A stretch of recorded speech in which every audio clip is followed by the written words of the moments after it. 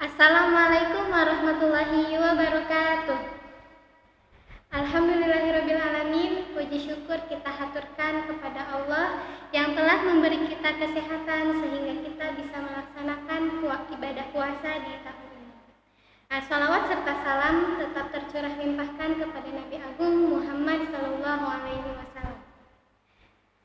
Selamat sore teman-teman online semua. Selamat sore Ustaz. Selamat sore. Bagaimana puasanya? Lancar? Belum ada yang bolong kan? Nah, di sini perkenalkan, nama saya Salsa Nabila Rizkia. Di sini saya sebagai MC akan menemani teman-teman online semua kajian tematik, yaitu bersama salah satu Ustadz di Elvira 4, yaitu Ustadz Najib BSC MH. Silakan perkenalan Ustadz. Perkenalan dulu ya. Iya. Pertama nama ya. Iya, Nama Ahmad Najib. Boleh dipanggil Mas boleh? Pak boleh nggak ya? Iya. Kemudian apa lagi? Nama aja. Tanggal lahir Ustaz, tanggal lahir. Oh, jangan dong. Ya, nanti itu rahasia dong. Ya, Nah, itu sudah nggak berapa? boleh ada yang tahu. Ya. Sudah berapa tahun Ustaz di Elvira 4? Oh, kalau di Elvira 4. Kalau di Elvira 4 udah lama lah, ya, sekitar satu tahun lah, 1,5 tahun. Lumayan lama ya teman-teman. Baru ini santri Ani Ustadz baru. Iya. Elvira 4.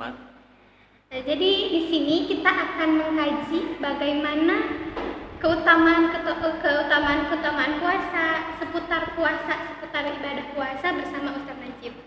Nah, di sini saya ada beberapa pertanyaan Ustadz. Kan kita sudah tahu ya, puasa itu menahan lapar, menahan hawa nafsu. Nah, di sini untuk beribadah juga kita kadang-kadang menahan melawan hawa nafsu kita. Contohnya kayak sholat. Kalau sholat kan kadang malas. Nah, bagaimana hukumnya jika kita berpuasa namun sholat kita masih bolong-bolong Ustaz? Ya, bagaimana Ustaz? Kalau bolong? Iya. Ditambal dong. Kayak bolong gimana? Kayak tidak melaksanakan sholat 5 waktu. Emang biasanya seperti itu, namanya puasa kan malas ngapa-ngapain kan ya. Pengennya tidur gitu kan. Iya. Ya pokoknya tidur dari pagi sampai pagi lagi gitu ya. Iya, betul. Kebanyakan tidur gitu ya. Jadi sehingga banyak malah ibadah-ibadah di bulan Ramadan, di bulan puasa itu yang tidak bisa kita kerjakan. Padahal kalau seandainya itu terjadi berarti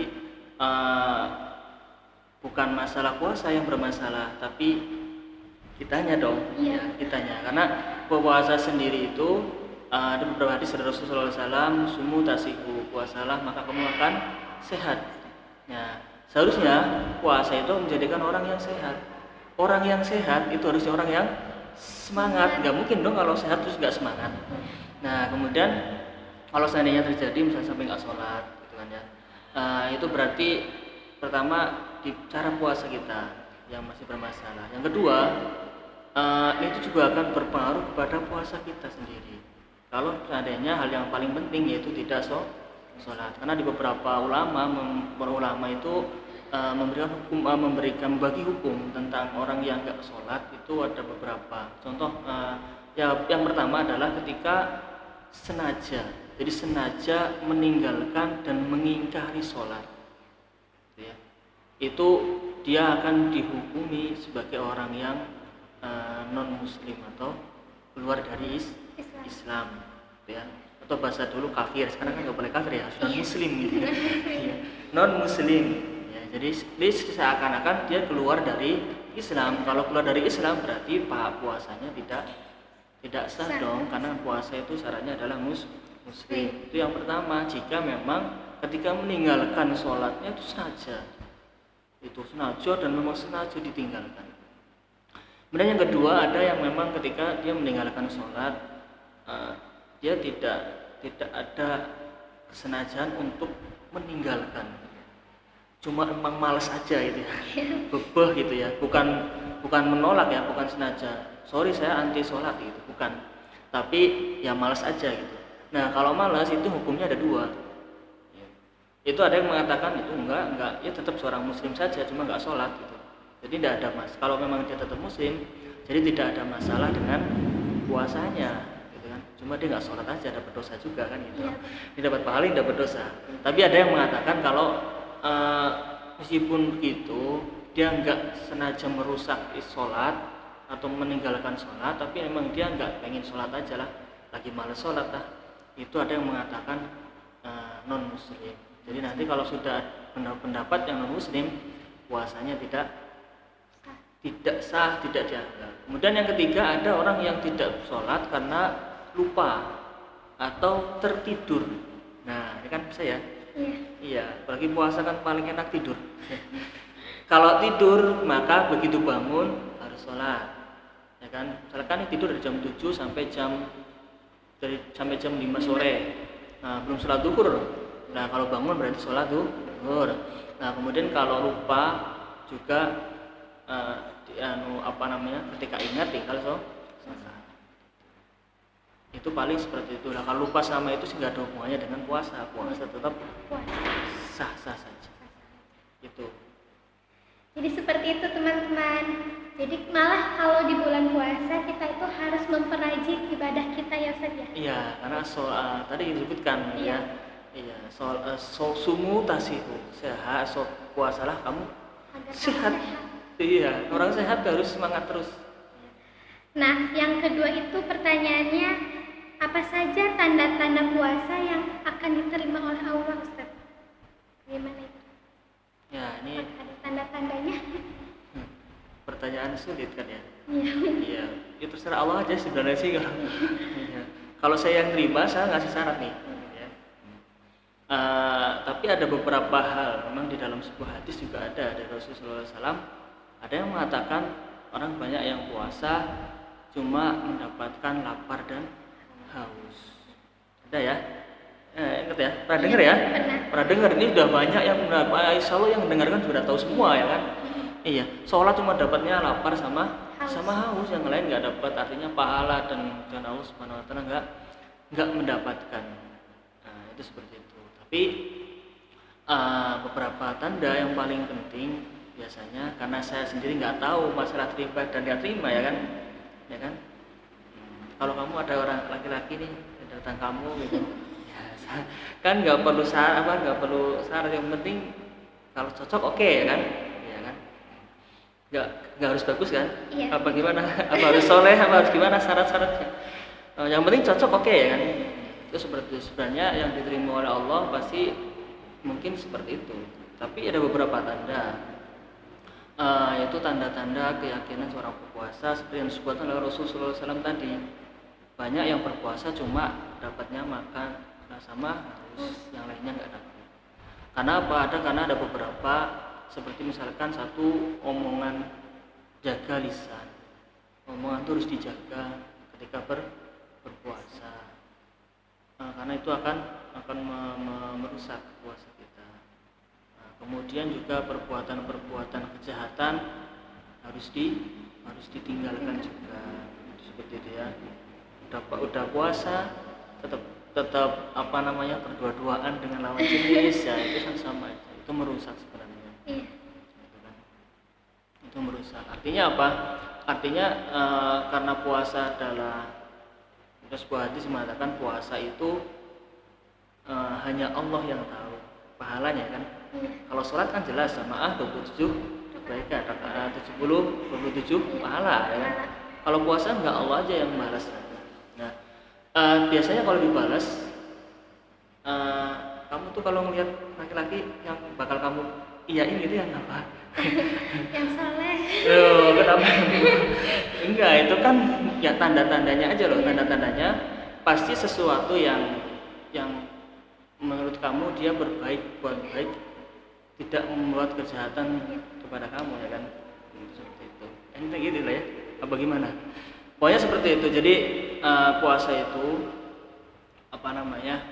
untuk diterima oleh Allah Subhanahu Wa Taala ya paling tidak menjaga apa yang disukai oleh Allah, meninggalkan apa yang dibenci oleh Allah. Kalau dua-duanya dilakukan pasti Allah terima soal puasanya. Jadi begitu teman-teman, jangan sampai ibadah puasa kita itu sia-sia hanya mendapatkan rasa haus dan rasa lapar saja. Jadi kita harus melakukan atau memperajin ibadah kita agar puasa kita bisa diterima dan mendapat hikmah dari bulan puasa tersebut. Lanjut ke pertanyaan selanjutnya ya Ustaz. Oke, banyak banget. Ya, ada banyak ini, masih banyak. Bolehkah sahur pada saat azan subuh sudah berkumandang karena baru terbangun? Kayaknya ini sahurnya itu kesiangan gitu pas azan. Nah itu boleh atau tidak Ustaz? Masih sah atau tidak itu sahurnya? Oke, sahur sebenarnya kita punya waktu gitu ya. Yang jelas puasa itu dari kapan? Puasa itu dimulai ketika azan. Nah, begitu sudah azan, dihitunglah mulai berpuasa.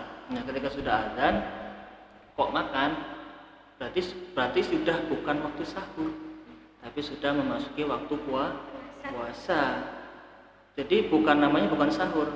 Kalau waktu azan bukan sahur, namanya makan. Kalau sahur waktu sahur. Jadi pertanyaannya yang harus kita fokuskan. Kalau makan di waktu sahur namanya sahur, makan di waktu azan namanya puasa. Itu seperti itu. Jadi ya tidak boleh gitu. Kalau sudah begitu azan ya berhentilah. Berarti tidak boleh makan dan minum lagi setelah azan. Ya, begitu azan tidak boleh makan dan nah, ini biar gak kaget. Iya. Di Indonesia sudah diberi tanda itu dengan kata imsak. Itu tanda supaya bersiap-siap. Jangan makan karena sebentar lagi waktu untuk puasa, meskipun dari imsak sampai azan masih ada waktu untuk diperbolehkan makan. Begitu teman-teman, jadi jangan sampai sahurnya kesiangan. Harus sahur karena sahur itu sunnah puasa ya Ustaz. Ya, sunnah. Nah, lanjut ke pertanyaan selanjutnya itu ada, batalkah puasa jika mencicipi makanan? Mungkin ini dilakukan oleh ibu-ibu ya. Kalau ibu-ibu masak di rumah suka mencicipi makanan yang buat takjil atau buka, itu boleh nggak Ustaz? Maksudnya puasanya batal nggak gitu? Nah, ini buat ibu-ibu yang lagi masak, yang seneng masak gitu ya. Atau calon ibu-ibu ya. Atau mas-mas yang kayak ibu-ibu seringnya masak gitu ya. Ada juga ya. Itu sebenarnya mencicipi makanan apakah boleh? Secara hukum sebenarnya nggak masalah, yang penting jangan sampai masuk ke tenggorokan ke dalam. Jadi cuma gini dok kan? Nah, cuma sama lidah, terus itu diludahin lagi, itu seperti itu. Cuma ya sambil hati-hati, ya. Nyicip ya sedikit aja. Jangan sesendok. Ya, nyicip 1 sendok. Nah, malah ada yang nyicipnya 1 gelas es, bukan nyicipi itu ya. Itu minum. Minum gitu. Nah, seperti itu. Ya nggak apa-apa, diperbolehkan. Yang penting jangan sampai masuk ke tenggorokan. Karena sudah masuk tenggorokan ke dalam perut, itu berarti sudah masuk ke dalam yang membatalkan puasa. Tapi dalam beberapa kitab fikih itu juga salah satu yang dimakruhkan kalau untuk mencicipi. Jadi seperti itu teman-teman. Bagi yang lagi belajar masak, jika ragu-ragu masakannya terlalu asin buat buka, boleh mencicipi, tapi jangan sampai masuk ke tenggorokan ya Ustaz ya. Mari gini aja lah. Udah aja gitu. Lanjut ke pertanyaan terakhir nih Ustaz nih. Ya. Sahkah puasa kita jika kita tidak melakukan sholat tarawih pada malamnya Ustaz? Seperti itu. Oke, misalkan ini besok kan puasa. Iya. Ini biasanya kan di Indonesia kita sangat ramai yang namanya sholat tarawih gitu. Nah, ini boleh nggak sih bagi orang yang puasa tapi nggak tarawih malam? Itu secara hukumnya sebenarnya kalau sholat tarawih itu adalah sunnah. Sunnah. Jadi kalau tadi pertanyaan pertama adalah sholat yang 5 waktu itu wajib. Kalau yang sholat tarawih sunnah. Kalau sunnah berarti tidak akan membatalkan atau mempengaruhi terhadap kewajiban kita, yaitu untuk berpuasa. Jadi kalau memang malamnya capek kan bisa saja, karena setiap orang kan berbeda-beda. Misalkan siang kita punya aktivitas yang panjang, begitu bekerja keras, atau seorang pelajar yang pelajarannya banyak gitu ya, itu malam itu capek, lelah, paling tidak yang pertama sholat isya jangan dilupakan, ya. Setelah sholat isya kalau memang capek ya sudah istirahat. Dan sholat tarawih juga waktunya panjang. Jadi dari sholat isya sampai sholat sahur, nanti begitu tidur. Nah nanti begitu bangun sahur jam 3, setelah sahur udah sehat lagi. Sholat tarawihnya setelah sahur juga diperbolehkan. Jadi seperti itu teman-teman, sholat tarawih itu hukumnya sunnah. Jika kita tidak melaksanakannya, ya tidak apa-apa, tidak membatalkan puasa. Tapi alangkah baiknya, karena sholat tarawih itu sunnah itu jika dikerjakan akan mendapat pahala kan ya Ustaz ya? Ya, apalagi di bulan Ramadan yang pahala sunnah sama dengan pahala wajib. Nah, di situ kita bisa menjadikan diri kita untuk menabung pahala-pahala di bulan Ramadan. Ya, untuk yang terakhir nih Ustaz, pesan dan kesan di bulan puasa Ramadan ini untuk santriwati di Elvira 4 ini, kesan dan kesannya. Oke, saya pesan dan pesan untuk semua santri khususnya di Elvira 4, hal yang paling penting adalah ikhlas. Ini udah pernah saya sampaikan juga, kalau sudah disampaikan didengarkan adalah ikhlas. Karena kita sudah semua tahu bahwa puasa itu adalah pahalanya Allah yang menentukan, gitu ya. Nanti Allah yang menghitung mau dikasih apa itu juga dari Allah Subhanahu Wa Taala, dan kita nggak tahu kita sama Allah akan dikasih apa di bulan Ramadan ini, sehingga kita perlu satu hal yang sangat penting yaitu ikhlas dalam melakukan puasa, melakukan ibadah-ibadah, ya. Karena kadang ada kalau tarawih penuh bega, ikhlas. Ngajinya akeh kalau bulan Ramadan itu di Elvira 4 ngajinya banyak ya kan, capek. Iya. Ya harus ikhlas. Gitu ya. Kemudian harus ada sahur dan sebagainya. Sebenarnya intinya adalah ikhlas agar kita tetap terjaga dan semoga puasa kita tetap diterima dan diberi hal yang terbaik oleh Allah Subhanahu wa taala. Amin ya rabbal alamin. Ya, sudah di akhir acara teman-teman. Terima kasih Ustaz telah menyempatkan waktunya mengkaji ibadah puasa bersama kita semua. Semoga ilmu yang kita dapat bermanfaat bagi kehidupan kita dan kehidupan kita bersama. Mungkin sekian dari saya, kurang lebihnya mohon maaf. Wabillahi taufiq wal hidayah. Wassalamualaikum warahmatullahi wabarakatuh. Waalaikumsalam.